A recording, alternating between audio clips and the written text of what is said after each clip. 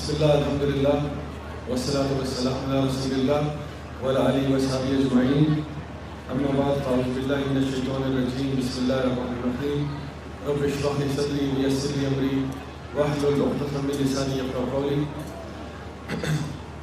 آج ہم 25 جز جو 25واں پارہ ہے انشاءاللہ اس میں سے کچھ کوشچن کریں گے۔ سورہ شورا میں اللہ سبحانہ تعالیٰ نے یہ آیت بیان فرمائی جہاں پہ آپ نے فرمایا کہ وما اصابکم من مصیبت فبما کسبت ایدیکم ویعفو عن کثیر، کہ اور جو بھی مصیبت تمہارے اوپر آتی ہے وہ تمہارے اپنے اعمال کا نتیجہ ہے اور اللہ تو بہت معاف کرنے والا ہے۔ اس آیت میں ایک ایسا فلسفہ بیان کیا جا رہا ہے جس سے پتہ ہی چل رہا ہے کہ جو ہماری زندگی میں مصیبتیں آ رہی ہیں ان مصیبتوں کے آنے کی بہت بڑی وجہ ہمارے اپنے اعمال ہیں جو ہم لوگوں نے اپنے ہاتھوں سے کیے، اور اللہ سبحانہ وتعالیٰ فرما رہے ہیں کہ اللہ تو بہت معاف کرنے والا ہے۔ یعنی کتنے دفعہ ایسا ہو چکا ہے کہ اللہ نے تمہیں معاف کر دیا اور تمہیں ان چیزوں پر نہیں پکڑا جہاں پہ پکڑنا بنتا تھا۔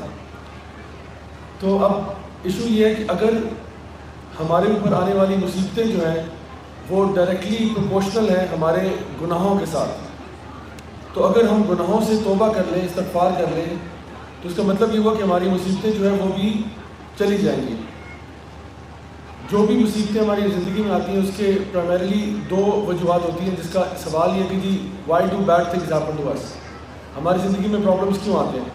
تو ایک تو وجہ اس کی یہ ہے کہ ہمارے اوپر جو مصیبتیں آتی ہیں وہ ہمارے اپنے گناہ ہیں، اور دوسری وجہ اللہ کی طرف سے آنے والی آزمائشیں، دونوں وجوہات ہو سکتی ہیں۔ تو انشاءاللہ آج ہم ایکسپلور کریں گے کہ گناہوں کا تعلق کیا ہے اور آزمائشیں کب ہوتی ہیں اور کس طرح سے ان سے ڈیل کیا جاتا ہے۔ امام حسن البصری رحمہ اللہ ایک دن اپنے ایک اسٹوڈنٹ ہیں ربیع بن ثابت ان کے ساتھ بیٹھے ہوئے تھے، تو آپ کی خدمت میں 4 لوگ باری باری تشریف لائے۔ پہلا شخص جو آیا اس نے کہا کہ شیخ صاحب ہمارے علاقے میں بارشیں نہیں ہو رہی، کوئی اگر آپ وظیفہ برائے مہربانی بتا دیں۔ امام حسن البصری نے فرمایا تم ایسا کرو، جاؤ اور جا کے استغفار کرو۔ اس نے کہا ٹھیک ہے، وہ چلا گیا۔ دوسرا شخص آیا، اس نے کہا کہ جی ہمارے ہاں بھوک ہے، پیاس ہے، کھانے پینے کے لیے کچھ نہیں ہے، پیسے نہیں، ہم غریب لوگ ہیں۔ تو امام حسن البصری نے فرمایا کہ ایسا کرو کہ تم جاؤ جا کے استغفار کرو۔ تیسرا شخص آیا، اس نے کہا کہ جی میری اولاد کوئی نہیں ہے، مجھے اگر اللہ تعالیٰ کوئی بیٹا دے دے تو میرا جو کھیتی باڑی کا کام ہے یا جو بزنس کاروبار ہے وہ اس کو ہینڈل کرے گا، کیونکہ میرے باپ تو کوئی نہیں ہے، تو کوئی ایسا وظیفہ بتائیں کہ اللہ مجھے بیٹے عطا فرما دے۔ تو امام حسن البصری نے فرمایا کہ جاؤ تم جا کے استغفار کرو۔ چوتھا شخص آیا، اس نے کہا کہ شیخ صاحب ہمارے ہاں باغ ہیں، میرے پاس بہت سارے باغ ہیں، باغوں میں درخت ہیں لیکن درختوں پہ پھل نہیں لگتے، فروٹلیس ٹریز ہیں، کوئی ایسا وظیفہ بتائیں کہ اس پہ پھل لگ جائیں۔ تو امام حسن البصری نے فرمایا کہ تم جاؤ جا کے استغفار کرو۔ اب ان کے جو اسٹوڈنٹ ہیں ربیع بن ثابت یہ سارا معاملہ دیکھ رہے ہیں، انہوں نے کہا شیخ صاحب یہ کیسے ہو گیا کہ آپ کے پاس 4 مختلف لوگ آئے، 4 مختلف مسئلے لے کے، لیکن میڈیسن آپ نے ساروں کو ایک ہی دی ہے، استغفار کی۔ اس کی مثال یوں ہے کہ آپ کسی ڈاکٹر کے دفتر پر بیٹھے ہوئے، کسی کلینک میں ڈاکٹر صاحب بیٹھے ہوئے، ڈاکٹر صاحب کے پاس 4 مختلف پیشنٹس آ رہے ہیں، کوئی کہہ رہا ہے مجھے گردے میں تکلیف ہو رہی ہے، کوئی کہہ رہا ہے مجھے ہارٹ اٹیک ہو رہا ہے، کوئی کہہ رہا ہے میرے سر میں درد ہے، کوئی کہہ رہا ہے میری ٹانگ ٹوٹی ہوئی ہے، اور ساروں کو ڈاکٹر 2 گولی پیناڈول 2 گولی پیناڈول 2 گولی پیناڈول کر کے رخصت کر دیں۔ آپ بھی حیران ہو گئے بھائی 4 مختلف مسئلے ہیں اور ساروں کو آپ نے پیناڈول پہ ترخوا دیا، کیوں؟ تو امام حسن البصری کی جو اسٹوڈنٹ ہیں وہ یہ سوال کر رہے ہیں کہ شیخ 4 مختلف مسئلے آپ نے ساروں کو استغفار کہا، کیوں؟ تو حسن البصری نے فرمایا کہ بیٹا میں نے اپنی طرف سے کچھ نہیں کہا، میں نے تو وہ کہا جو اللہ تعالیٰ کی کتاب میں پایا۔ اور پھر انہوں نے سورہ نوح میں سے یہ آیات تلاوت کی جہاں پہ نوح علیہ السلام نے اپنی قوم سے کہا تھا کہ فَقُلْتُ اسْتَغْفِرُوا رَبَّكُمْ إِنَّهُ كَانَ غَفَّارًا يُرْسِلِ السَّمَاءَ عَلَيْكُمْ مِدْرَارًا وَيُمْدِدْكُمْ بِأَمْوَالٍ وَبَنِينَ وَيَجْعَلْ لَكُمْ جَنَّاتٍ وَيَجْعَلْ لَكُمْ أَنْهَارًا، کہ اے میرے لوگوں اگر تم توبہ کر لو تو تمہاری زندگی میں 5 چیزیں ہو جائیں گی اللہ کی معافی اور مغفرت کے علاوہ، یعنی اللہ تمہیں معاف تو کرے گا، اللہ تعالیٰ إِنَّهُ كَانَ غَفَّارًا، اللہ بہت معاف کرنے والے، تم جو کہ مشرکین ہو، شرک کرنے والے لوگ ہو، سب سے بڑا ظلم کر رہے ہو، تم بھی اگر توبہ کر لو تو کیا ہوگا؟ اللہ بہت معاف کرنے والا ہے، تمہارے پہ آسمان سے رحمت کی بارش عطا فرمائے گا۔ نمبر 1، اللہ تمہیں ڈالر عطا فرمائے گا، وَيُمْدِدْكُمْ بِأَمْوَالٍ، تمہارے مال میں اضافہ ہوگا، اور تمہاری اولاد میں تمہیں بیٹے عطا فرمائے گا۔ 3، تمہیں باغات عطا فرمائے گا اور ان کے بیچ میں نہروں کو جاری کر دے گا. یعنی کہ ایک ورڈ میں اس کو ہم خوشحالی یا پراسپیرٹی کہتے ہیں کہ اگر تم توبہ استغفار کر لو تو اللہ تعالیٰ تمہاری زندگی میں خوشحالی لے آئے گا. تمہارے ٹربلز چلے جائیں گے, تمہاری مصیبتیں دور ہو جائیں گی اور تمہاری زندگی میں خوشحالی آ جائے گی. تو اگر ہم چاہتے ہیں کہ ہم انفرادی طور پہ یا اجتماعی طور پہ خوشحالی حاصل کریں تو ہمیں کیا کرنا ہوگا؟ گناہوں سے توبہ کرنی ہوگی, استغفار کرنا ہوگا. تو یہ فارمولہ ہے جو کہ اللہ تعالیٰ نے اپنی کتاب میں ذکر کر دیا. امام الشافعی رحمہ اللہ فرماتے ہیں کہ میں اپنے ٹیچر وکی کے پاس گیا اور میں نے اپنے حافظے کا ان سے شکایت کی کہ میرا حافظہ کمزور ہو رہا ہے. امام الشافعی وہ ہیں جو قرآن اور حدیث یعنی جو ہے نا قرآن مجید بھی حفظ اور کئی حدیثیں یعنی کئی ہزار حدیثیں حفظ تھیں. وہ جا کے کہہ رہے ہیں کہ جی میرا حافظہ کمزور ہو رہا ہے. تو ان کے ٹیچر نے کہا کہ تم گناہوں کو چھوڑ دو, کیونکہ یہ جو علم ہے نا یہ اللہ کا نور ہے اور اللہ تعالیٰ کسی گناہ گار کو یہ علم نہیں عطا فرماتا. میں آپ کو بتا رہا ہوں کہ گناہوں کے اثرات کیا ہوتے ہیں. امام الشافعی جیسا شخص جو ہے وہ بھی کہہ رہے ہیں کہ جی مجھے بھی اس کا اثر ہو رہا ہے. تو ان کے ٹیچر نے یہ نہیں کہا کہ جا کے آپ ایسا کریں, حافظہ کمزور ہو رہا ہے آپ جا کے بادام کھائیں. انہوں نے کہا آپ جا کے گناہوں کو چھوڑیں, کیونکہ سب سے جو مؤثر چیز ہے خوشحالی حاصل کرنے کے لیے وہ کیا ہے؟ گناہوں کو چھوڑ دو. جو بھی غلطیاں کوتاہیاں ہو رہی ہیں ان کو چھوڑو اور دیکھو تمہاری زندگی میں خوشحالی کیسے آتی ہے, تمہارا حافظہ بہتر ہو جائے گا. تو یہاں پہ بریکٹ میں انفارمیشن دے رہا ہوں ان لوگوں کے لیے جو اسٹوڈنٹس ہیں جن کے ایگزامز ہوتے رہتے ہیں سارا سال. تو one of the best ways to excel in your exams is to leave sins. گناہوں کو چھوڑو اور دیکھو کہ کس طرح سے. اچھا جی یہ بریکنگ نیوز ہے جی, گاڑی AA491 کا شیشہ کھلا ہوا ہے. ہماری ذمہ داری نہیں ہوگی, شیشہ کھلا ہوا ہے. AA491 مجھے سمجھ نہیں آ رہی آئیڈیا اچھا یا برا ہے, کیونکہ ایک طرف تو ہم بتا رہے ہیں ایڈورٹائز کر رہے ہیں گاڑی کا شیشہ کھلا, کسی نے جا کے جو نکالنا نکال لے, تو جو پہلے جائے گا پہلے پائے گا انشاءاللہ. AA491. اچھا جی, تو امام شافعی نے کیا فرمایا؟ انہوں نے کہا کہ جی میرا حافظہ کمزور ہو رہا ہے. ان کے ٹیچر نے کہا گناہوں کو چھوڑ دو. اچھا آگے ہم دیکھتے ہیں ابن القیم رحمہ اللہ فرماتے ہیں یہ گناہوں کے ایفیکٹس ہیں. انہوں نے فرمایا کہ animals, birds and insects curse the sinner, یعنی آپ کے گناہوں کے اثرات جو ہے نا وہ جانوروں پہ بھی پڑتے ہیں, کہ آپ کے گناہوں کی وجہ سے چرند پرند حیوان بھی آپ کو لعنتیں بھیج رہے ہوتے ہیں, یعنی کہ لوگوں پہ جو بھی وہاں پہ فساد کر رہے ہیں. امام مجاہد فرماتے ہیں رحمہ اللہ کہ یعنی in drought animals and four-legged creatures curse the oppressive men as they are the cause of lack of rains. کہ جو جب یہ drought اور famine آتا ہے تو animal تو یہ چار ٹانگوں پہ چلنے والے جتنے بھی creatures ہیں وہ انسانوں پر لعنتیں بھیجتے ہیں. اور امام اکرمہ نے فرمایا کہ یہ جانور زمین کے کیڑے مکوڑے, چھپکلیاں, بچھو وغیرہ یہ سب چیخ اٹھتے ہیں کہ انسانوں کے گناہوں کی وجہ سے ہمارے اوپر بارشیں رکی ہوئی ہیں. یعنی یہ ہمارے گناہوں کا نتیجہ ہے کہ بارشیں بھی رک جاتی ہیں اور مختلف قسم کی مصیبتیں, سیلاب, زلزلے وغیرہ وغیرہ, یہ اس کے پیچھے انسانوں کے گناہوں کا بھی بہت بڑا ہاتھ ہے. میڈیسن میں ایک ایگزامپل میں آپ کو دیتا ہوں, یعنی کس طرح سے یعنی گناہوں سے توبہ کس طرح سے لنک ہے. دیکھیں وامٹنگ کوئی اچھی چیز ہے بری چیز ہے؟ بری چیز ہے. ڈائریا کیسی چیز ہے؟ اچھا ہے برا ہے؟ برا. پمپلز کیسے ہوتے ہیں؟ برے ہوتے ہیں. اچھا اگر وامٹنگ ڈائریا نہ ہو, ہماری زندگی سے مٹ جائے تو کیا ہوگا؟ کیا ہوگا؟ انسان مر جائے گا. ہے جی, وامٹنگ کے بغیر انسان مرے گا جی. اس لیے کیونکہ جب آپ کوئی ایسی چیز زہریلی کھا لیتے ہیں نا جو آپ کا اسٹمک ڈائجسٹ نہیں کر پاتا تو اسٹمک اس کو ریجیکٹ کر دیتا ہے ایدر تھرو وامٹنگ اور تھرو ڈائریا. اگر یہ نہ ہو تو فوڈ پوائزننگ جو ہے اٹ کین بیکم فیٹل. تو ایک طرف تو یس vomiting nobody likes it, nobody likes diarrhoea, لیکن یہ پروسیس ضروری ہے آپ کی پیوریفیکیشن کے لیے. اس لیے جب بھی کوئی شخص بیمار ہوتا ہے ہم اسے کیا کہتے ہیں؟ لا بأس طہور ان شاء اللہ, کہ فکر مت کرو یہ تمہاری طہارت کا ذریعہ بنے گا. تو ہوتا کیا ہے کہ جب ہمارے پہ کوئی بھی مصیبت آتی ہے, حتیٰ کہ اگر ہمیں کوئی کانٹا بھی چبھتا ہے, اس کانٹے کی چبھنے کی وجہ سے ہمارے اوپر سے بہت سارے گناہ جھڑ جاتے ہیں. تو یا تو آپ انتظار کریں کسی مصیبت کے آنے کا, تب آپ کے گناہ جھڑیں گے, یا آپ ان کے یعنی مصیبت کے آنے سے پہلے استغفار کریں. کیونکہ جب بھی انسان گناہ کر رہا ہوتا ہے بس اب وہ انتظار میں بیٹھے کہ ایک اوپر سے ہتھوڑا برسنے والا ہے میرے اوپر, آج نہیں تو کل نہیں تو پرسوں میرے اوپر ایک ہتھوڑا برسنے لگا ہے اور وہ برسے گا تو پھر میرا صفایا ہوگا. یعنی گناہوں کا کفارہ جو ہے اسی طرح ادا ہوگا. ورنہ ان کے اس ہتھوڑے کے برسنے سے پہلے ہی استغفار توبہ کر لو, گناہوں سے معافی مانگ لو تو مسئلہ حل ہو جائے گا. یونس علیہ السلام کی جو قوم تھی نا ان کے اوپر عذاب چل پڑا تھا, انہوں نے توبہ کر لی, اللہ تعالیٰ نے عذاب کو واپس پھیر دیا.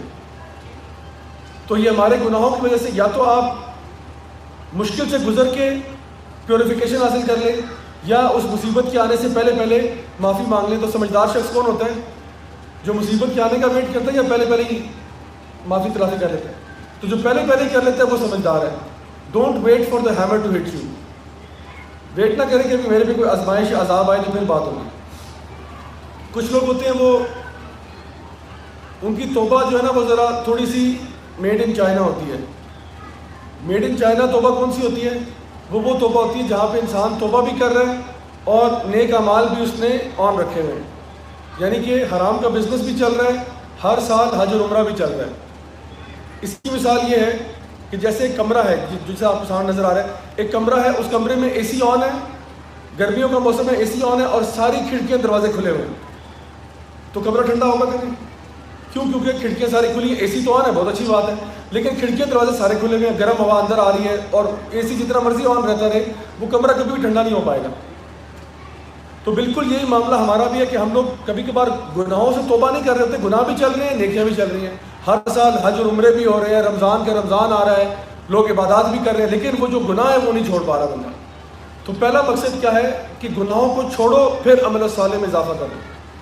جیسے آپ ڈاکٹر کے پاس جاتے ہیں, ایک بندہ ہے جس کو لنگ کینسر ہو گیا ہے, ڈاکٹر اس کے پاس اس کو کہتا ہے بیٹا سب سے پہلے تو اسموکنگ چھوڑو, leave smoking and start taking this medicine, this will انشاءاللہ help to clear your lungs. اب وہ میڈیسن تو لے رہا ہے لیکن اسموکنگ بھی نہیں چھوڑ رہا, یہ ٹھیک نہیں ہوگا.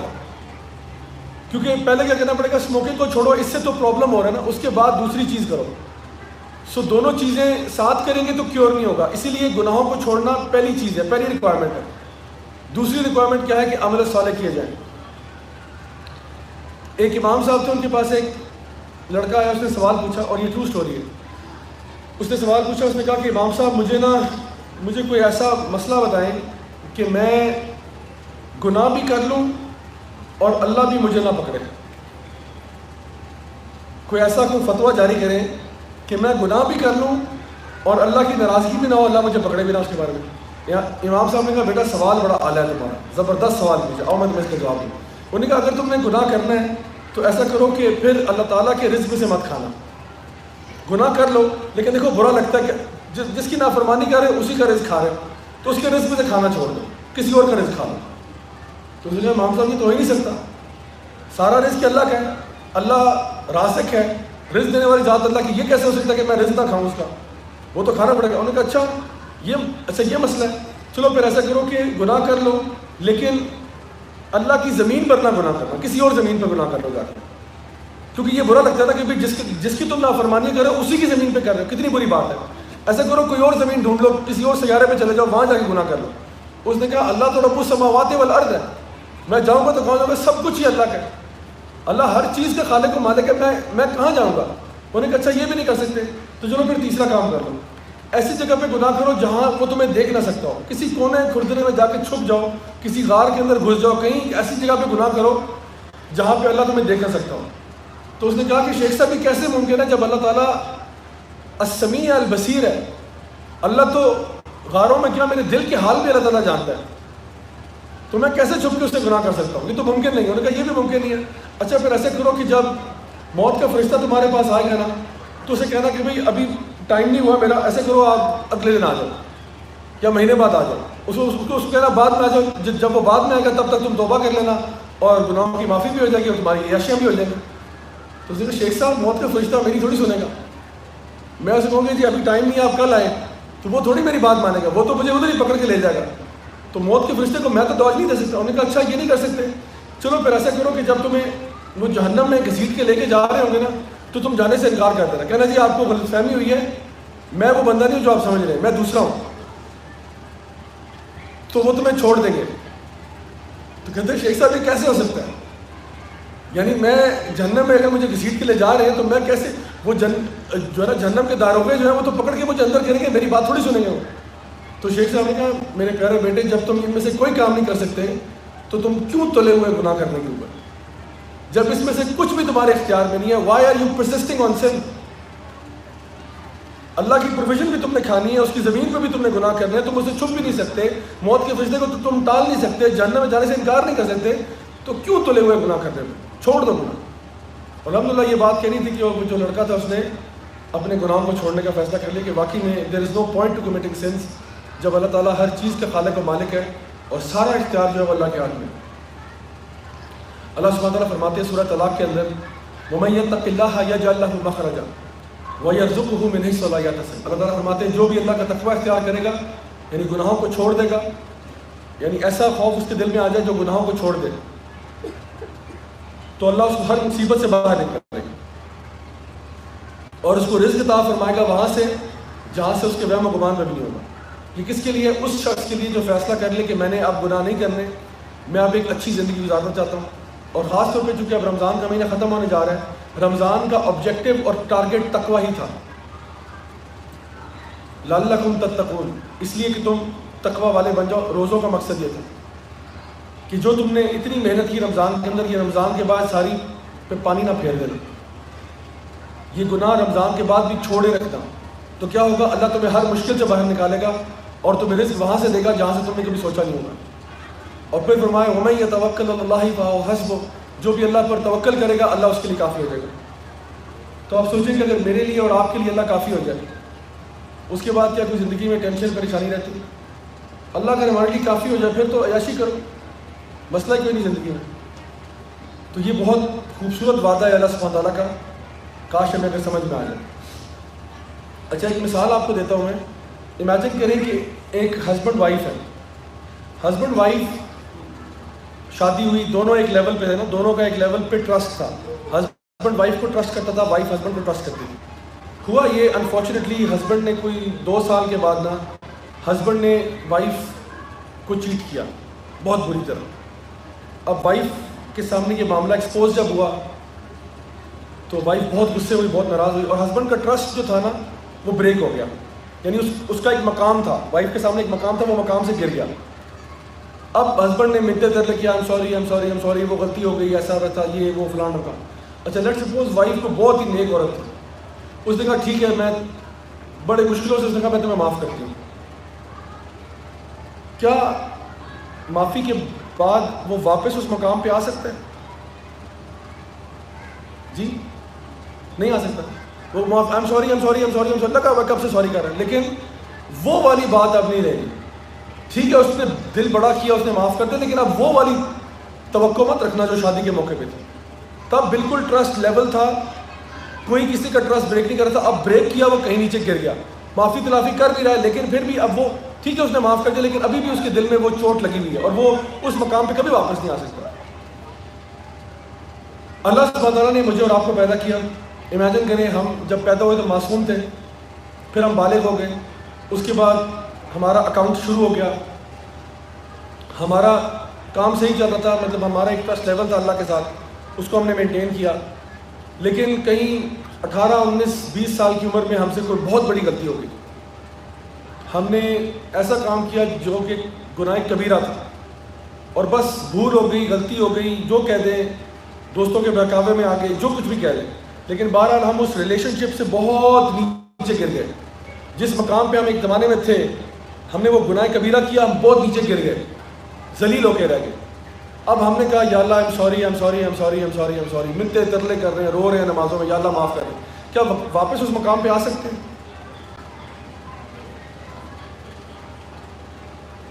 ہاں یا نہیں آ سکتے؟ آ ہی نہیں سکتے, اس سے اوپر بھی جا سکتے. سبحان اللہ, یہ صرف اللہ کے ساتھ ہے, یہ دنیا میں لوگوں کے ساتھ نہیں, یہ صرف اللہ کے ساتھ ہے. یہ بہت سارے نا بال یہاں پہ آپ کو نظر آ رہے ہیں اسکرین پہ, فٹ بال ہے. ہر بال کو اگر آپ زمین سے پھینکتے ہیں نا ایسے اوپر سے, یہاں سے فٹ بال پھینکیں گے وہ ادھر تک نہیں آئے گا, ادھر تک آ جائے گا. باسکٹ بال پھینکیں گے وہ بھی یہاں تک آ جائے گا. کرکٹ بال پھینکیں گے وہ ذرا نیچے تک رہے گا. ٹینس بال پھینکیں گے وہ یہاں تک آ جائے گا. ایک ان میں سے بال ہے باؤنسی بال, یہ جس کو میجک بال کہتے ہیں. اس کو اگر یہاں سے زمین میں ماریں گے تو کہاں جائے گا؟ وہ چھت پہ جائے گا اوپر. تو کبھی کبھار ہمیں نا باؤنسی بال بننا پڑتا ہے کہ جب آپ گر جائیں نا ایک دفعہ تو ایسے باؤنس بیک کریں کہ جس مقام پہ پہلے تھے اس سے بھی اوپر چلے جائیں.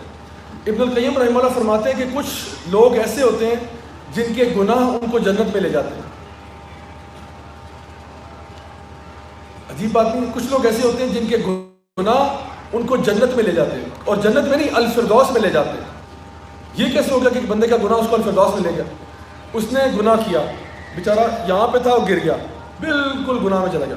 لیکن جب وہ گناہ اس کو ریئلائز ہوا کہ میں نے کیا کیا ہے, اس نے اللہ سے ایسی معافی مانگی, ایسی معافی مانگی, اور اپنا طریقہ اس طرح سے بدلا کہ اپنی پوری زندگی کے نقشے بدل دیے اس نے, اور یوں وہ اللہ کا ولی ہو گیا. اس نے گناہوں سے پکی توبہ کر لی اور نیکی میں اتنا زیادہ اضافہ کر دیا کہ وہ اللہ کا ولی ہو گیا, اور اس کا وہ مقام ہوا جو پہلے کبھی زندگی میں نہیں تھا اس کا. آپ صحابہ کی زندگیاں اٹھا کے دیکھیں نا, عمر بن الخطاب کی اگزامپل آپ دیکھیں, کیا ان کی اسلام سے پہلے کیا لائف تھی اور اسلام نے کیا عزت بخشی ان کو. اسلام میں آنے کے بعد نبی کریم صلی اللہ علیہ وسلم نے فرمایا کہ اگر میرے بعد کوئی نبی ہوتا تو وہ عمر ہوتا, لیکن لا نبی آبادی, میرے بعد کوئی نبی نہیں ہے. اگر ہوتا تو عمر ہوتا, میرے بعد اگر کوئی نبی ہوتا. یہ مقام ہے جو اسلام نے عمر بن الخطاب کو دیا. عمر بن الخطاب خود ایڈمٹ کرتے کہ میں کیا تھا, میں ایک چرواہا تھا, بکریاں چرایا کرتا تھا, اپنے باپ کی بکریاں چراتا تھا, اور آج اللہ تعالیٰ نے مجھے اتنی عزت بخشی ہے کہ اتنی بڑی سلطنت جو ہے نا اس کا میں امیر المومنین ہوں. یعنی بلوچستان سے لے کے موراکو تک کی یہ پوری بیلٹ جو ہے یہ اللہ نے میرے پاؤں میں لا کے رکھ دی. کیا تھا, ایک زمانے میں کچھ بکریاں چراتا تھا, یہ میری حکومت تھی ٹوٹل. تو جب انسان توبہ کرتا ہے نا, پھر اللہ کا کبھی کبھار ایسا ہوتا ہے کہ وہ اللہ کا ولی بن جاتا ہے. تو جب بھی کبھی غلطی ہو جائے, everybody falls, remember this, everybody falls, but it's how you bounce back that matters. گرتے تو سارے ہیں, لیکن کون اٹھتا ہے اور کس طرح اٹھتا ہے, اصل بات یہ ہے. اور جو اٹھ کے یہ کہے کہ بس اب میں اللہ کا بندہ بن رہا ہوں, تو الحمدللہ اس سے بڑی اور کوئی بات نہیں. تو کچھ گناہ لوگوں کے ایسے ہوتے ہیں ان کو الفردوس میں لے جاتے ہیں. دوسری چیز جو ہم نے آج ذکر کی تھی گناہوں کے علاوہ, وہ تھا کہ ہمارے اوپر کچھ آزمائشیں آتی ہیں. یہ جو آزمائشیں ہیں یہ کیوں آتی ہیں؟ نبی کریم صلی اللہ علیہ وسلم کی ایک حدیث ہے, آپ نے فرمایا کہ جب بھی اللہ کسی سے محبت کرتا ہے نا, کسی کے ساتھ خیر کا معاملہ کرتا ہے, تو اس کی زندگی میں آزمائشیں بھی زیادہ بھیجتا ہے. پھر آپ نے فرمایا سب سے زیادہ جو لوگ آزمائے گئے وہ اللہ کے نبی تھے, اور ان میں جو سب سے زیادہ آزمایا گیا وہ میں تھا. یعنی نبی کریم صلی اللہ علیہ وسلم کو سب سے زیادہ آزمائشیں آپ پر آئی صلی اللہ علیہ وسلم. تو ایک طرف ابھی ہم نے بات کی کہ جو مصیبتیں آتی ہیں وہ ہمارے گناہوں کی وجہ سے ہوتی ہیں. اب ہم کہہ رہے ہیں کہ جو مصیبتیں آتی ہیں وہ آزمائش ہوتی ہیں, اور اللہ تعالیٰ جس کو محبت کرتا ہے اسی پہ آزمائشیں بھیجتا ہے. یہ کانسیپٹ اگر آپ کو سمجھ میں آ گیا تو یقین کریں آپ کی لائف آسان ہو جائے گی. آپ کو بہت بڑا اسلام کا ایک فلسفہ سمجھ میں آ جائے گا, اور یہ سمجھ میں آ جائے گا تو پھر آپ اپنی زندگی کو نا صحیح طریقے سے گزار پائیں گے. اور کوئی بھی مصیبت آئے گی, کیونکہ مصیبتیں آئیں گی آپ کی لائف میں, یہ میں آپ کو پہلے سے بتا رہا ہوں. آپ کی لائف میں مصیبتیں آئیں گی کیونکہ اللہ نے اس کا وعدہ کیا ہے. یہ دنیا جنت نہیں ہے, یہ امتحان کا ہے. الذی خلق الموت والحیات لیبلوکم ایکم احسن عملا, ہم تمہیں آزمائیں گے. من الخوف والجوع ونقص من الاموال والانفس والثمرات وبشر الصابرین.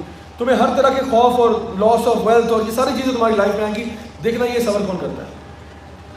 تو جو آزمائشیں آئیں اب ہم کیا کریں. اب آپ دیکھیں کہ جتنی بھی دین میں عبادات ہیں نا, یا غور سے کانسیپٹ سمجھ لیں, دین میں جتنی بھی عبادات ہیں سب کے پیچھے کوئی پوائنٹ ویلیو سسٹم ہے. یعنی نماز کے پیچھے پوائنٹس ہیں, قرآن کی تلاوت کے پیچھے پوائنٹس ہیں, حج اور عمرہ کے پیچھے پوائنٹس ہیں. ٹھیک ہے, فار ایگزامپل جو شخص بھی قرآن مجید کی تلاوت کرتا ہے اس کو ہر حرف پہ 10 نیکیاں ملتی ہیں. تو اب آپ رات کو بیٹھے کیلکولیٹ کر سکتے ہیں, جی آج میں نے اتنی آیتیں تلاوت کی ہیں تو یہ multiply by 10 is equal to اتنا ہوگا. اسی لیے عمر بن الخطاب نے فرمایا تھا کہ اپنا حساب کر لو, اس سے پہلے تمہارا حساب کیا جائے. جو شخص بھی نبی کریم صلی اللہ علیہ وسلم پر درود بھیجتا ہے فرشتے اس پہ 10 گنا بھیجتے ہیں. تو یہ بھی آپ نے کہا جی میں نے 3 دفعہ درود پڑھا تھا, 10 دفعہ میرے اوپر ہو گیا, یہ ٹوٹل آج کا درود کا ٹوٹل یہ بن گیا. جو شخص بھی مسجد چل کے جاتا ہے ہر قدم پہ ایک نیکی ملتی ہے, ایک گناہ مٹ جاتا ہے. ایک نیکی ملتی ہے, ایک گناہ مٹ جاتا ہے. اسی لیے صحابہ کبھی کبھار مسجد کی طرف چلتے ہوئے چھوٹے قدم لیتے تھے تاکہ زیادہ قدم بنے. تو آج اگر آپ کے پاس وہ اسٹیپ کاؤنٹر ہے نا تو آپ کیلکولیٹ کر سکتے ہیں کہ جی مسجد میں گیا 5 دفعہ بیک اینڈ فورتھ, ٹوٹل اتنے فٹ اسٹیپس ہو گئے ملٹیپلائڈ بائی 1 اینڈ دین اتنا, وہ آپ کیلکولیٹ کر سکتے ہیں اتنے گناہ معاف ہو گئے, اتنی نیکیاں مل گئی. جو بھی اللہ کی راہ میں خرچ کرتا ہے اللہ تعالیٰ اس کو 700 ٹائمز عطا فرماتا ہے. جو بھی اللہ کی راہ میں صدقہ خیرات زکوٰۃ کر رہا ہے اللہ اس کو 700 ٹائمز کم از کم عطا فرما رہا ہے. تو آپ نے کیلکولیٹ کیا جی آج میں نے اتنے روپے ڈونیٹ کیے تھے, یہ اتنے ملٹیپلائڈ بائی 700 آپ نے کیلکولیٹ کر لیا. سو جتنے بھی نیک اعمال ہیں ان کے پیچھے کیا ہے؟ پوائنٹ ویلیو ہے. اب ایک اور سوال ہے آپ سے. وہ سوال یہ، کیا آپ کے اعمال آپ کو جنت میں لے جانے کے لیے کافی ہیں؟ آپ بہت سارے نیکیاں کر لیں تو جنت میں پہنچ جائیں گے؟ جی نہیں. بہت زیادہ کر لیں، بہت زیادہ نہیں. نبی کریم صلی اللہ علیہ وسلم کی حدیث سے آپ نے فرمایا کہ جنت میں کوئی بھی داخل نہیں ہو سکتا سوائے اس کے کہ اللہ کی رحمت اس پہ آ جائے. کوئی اپنے اعمال کے بل بوتے پہ جنت میں داخل نہیں ہو سکتا سوائے اس کی کہ اللہ کی خاص رحمت ہو. صحابہ نے فرمایا یا رسول اللہ آپ بھی؟ آپ نے کہا میں بھی اپنے اعمال کے بل بوتے پہ جنت میں داخل نہیں ہو سکتا. یہ کانسیپٹ بھی سمجھ لیں. جنت کے اندر جو ہے ایک مثال کے طور پہ پلاٹ ہے 4 کنال کا، وہ کتنے کا ہوگا؟ نہیں پتا. اسلام آباد میں سیکٹر F6 میں 4 کنال کا پلاٹ کتنے کا ہوگا؟ جی کتنے کا؟ 50 کروڑ کا. ٹھیک ہے اتنا ہی ہے تقریباً. حالات مہنگائی، ابھی ڈالر اوپر چلا گیا، ڈیزل پٹرول مہنگا ہو گیا، تو 50 کروڑ کا تقریباً ملے گا. 4 کنال کی پراپرٹی F6 مین مرگلا روڈ پہ. اچھا تو 4 کنال کی پراپرٹی F6 میں مرگلا روڈ پہ 50 کروڑ کی ہے. آپ کو زندگی میں کتنی محنت کرنی پڑے گی یہ پراپرٹی لینے کے لیے؟ 9 to 5 میں کام کر رہا ہوں، 9 to 5 کام کر رہا ہوں. صبح جاتا ہوں آفس، شام کو 5 بجے گھر آتا ہوں. کتنے سالوں میں یہ پراپرٹی میری ہو جائے گی؟ اب میں نے اسکول میں بچوں کے بل بھی پے کرنے ہیں، ٹھیک ہے، بجلی، پانی، چینی، آٹا، دال وغیرہ یہ بھی سب لینا ہے. تو جو میری سیلری آ رہی ہے اس میں سے کب تک یہ مجھے 50 کروڑ کی پراپرٹی مل جائے گی؟ نہیں ملے گی، افسوس. تو most of the people will spend their whole lives may be living on rent. اور کسی کو کوئی پراپرٹی ملی بھی، اس نے کہیں آس پاس کی آؤٹ سائڈ میں کوئی پراپرٹی خرید لی، 4 کنال لی، کنال خرید لی، 2 کنال خرید لی، کچھ مرلے کی زمین خرید لی، کسی آؤٹ اسکرٹ میں خرید لی، وہ اس کو نصیب ہوئی. At the end of his life کہیں جا کے 65 75 پہ جا کے اس کو فائنل پراپرٹی ملی، جو کہ وہ اپنے بچوں کو ہینڈ اوور کر رہا ہے، بیٹا یہ تمہیں مبارک ہو، میں تو جا رہا ہوں یہاں سے، خدا حافظ، it's been nice living in this world, enjoy the property, میں تو جا رہا ہوں بھائی. تو انسان کبھی کبھار پوری زندگی گزار دیتا ہے محنت کر کے اس کو پلاٹ نصیب نہیں ہوتا، دنیا کا پلاٹ. تو جنت کے پلاٹ کی ویلیو کیا ہے؟ اب 4 کنال پراپرٹی جنت میں کیا ویلیو ہوگی اس کی؟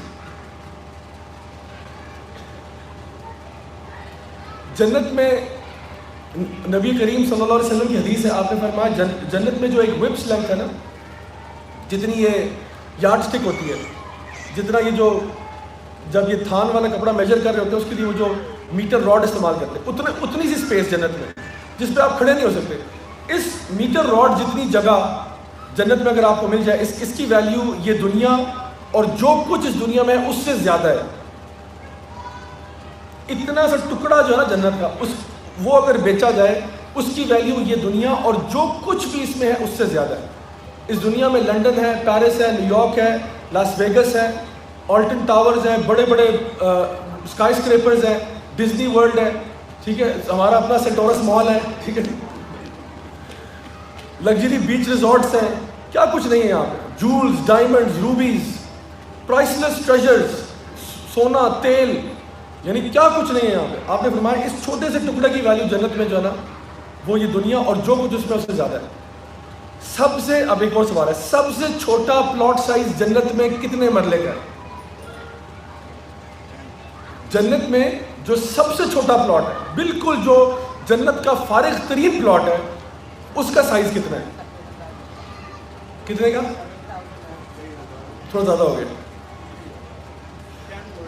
ہاں تو اٹ از سب سے جو چھوٹا پلاٹ ہے نا جنت کا، جو اس کو مل رہا ہے، جو بالکل سب سے فارغ آدمی جہنم سے نکل کے آیا ہے، اس کو جنت ملی ہے فائنلی جا کے. وہ دنیا اور 10 کے برابر ہے، پلس جو کچھ وہ جائے گا وہ بھی مل جائے. 10 سائز ارتھ کے برابر، اور جو کچھ اس کے علاوہ وہ چاہے گا اس کو مل جائے گا. فرعون کے پاس کیا تھا؟ صرف ایجپٹ تھا، صرف ایجپٹ. اور وہ اتنا پھول گیا خوشی سے، اس نے کہا انا ربکم الاعلی، میں تمہارا سب سے بڑا رب ہوں. تو اس کے پاس صرف ایجپٹ تھا، اس کے پاس افریقہ نہیں تھا، اس کے پاس ایشیا نہیں تھا، اس کے پاس آسٹریلیا اور امریکہ ساؤتھ امریکہ نہیں تھا، صرف چھوٹا سا بیچارہ مسکین سا مصر تھا اس کے پاس. اور غرور اور تکبر کی مثال یہ بن گیا. اللہ سبحانہ تعالیٰ جو سب سے ادنا پلاٹ دے رہے ہیں وہ جنت میں، وہ دنیا 10 کے برابر ہوگا. اس کے علاوہ جو کچھ آپ چاہیں گے وہ مل جائے گا. اور یہ لمبی حدیث ہے جہاں پہ یہ پورا واقعہ ذکر کیا گیا. تو اب آپ سوچیں انسان دنیا میں خوار ہو جائے، محنت کر کر کے مر جائے، اور مشکل سے اس کو کوئی کنال 2 کنال کا پلاٹ مین سیکٹرز میں نہیں کہ آؤٹ اسکرٹس میں نصیب ہو جائے گا. پوری زندگی مر گیا بیچارہ، کھپ گیا. اور آپ دنیا میں آئے، آپ نے 5 وقت کی نماز پڑھی، آپ نے روزے رکھے، آپ نے صدقہ خیرات تھوڑا بہت کیا، تھوڑا بہت قرآن پڑھ لیا، اور اس کے بدلے میں آپ کو جنات تجری من تحت الانہار خالدین فیہا، باغات مل جائے جن کے نیچے نہریں بہتی ہیں، اور وہ پراپرٹی مل جائے جس کی کوئی ویلیو آپ اندازہ نہیں لگا سکتے. بہت تھوڑی نمازیں پڑھی ہے، اس کے بدلے میں آپ کو الفردوس مل جائے. How on earth is this possible? تو کیا میں کہہ رہا ہوں آپ کے اعمال، صرف اعمال کی بیسس پہ آپ کے مجھے آئی ڈیزرو جنہ، ایبسولوٹلی نو. آپ کے میرے اعمال اتنے، آپ کے اعمال کچھ بھی نہیں ہے، اس کے بدلے میں جنت ملے آپ. یہ کس قسم کا ٹریڈ ہے؟ یہ کوئی ٹریڈ نہیں ہے، یہ کوئی ٹریڈ نہیں ہے. کیا ہے؟ اللہ کا خاص کرم ہے تو آپ کو جنت مل رہی ہے. اب یہ کرم کیسے ہوتا ہے؟ اللہ سبحانہ تعالیٰ آپ کے اعمال کی طرف دیکھتے ہیں کہ میرا بندہ جو ہے نا محنت کر رہا ہے، نمازیں ماشاءاللہ پوری پڑھ رہا ہے، زکوٰۃ بھی ادا کر رہا ہے، صدقہ خیرات بھی کر رہا ہے، محنت کر رہا ہے. میرا بندہ ہے نا محنت بڑی کر رہا ہے. اللہ آپ کے ایفرٹس دیکھ رہے ہیں، ایفرٹس. میرا بندہ محنت کر رہا ہے، کوشش کر رہا ہے. دیکھو صبح شام اٹھتا ہے، قرآن کھول لیتا ہے، مجھ سے محبت کرتا ہے، یہ بندہ مجھ سے پیار کرتا ہے. اللہ تعالیٰ کہتے ہیں اس کی زندگی میں آزمائشیں میں بھیجوں گا، اس کی زندگی میں آزمائشیں بھیجوں گا.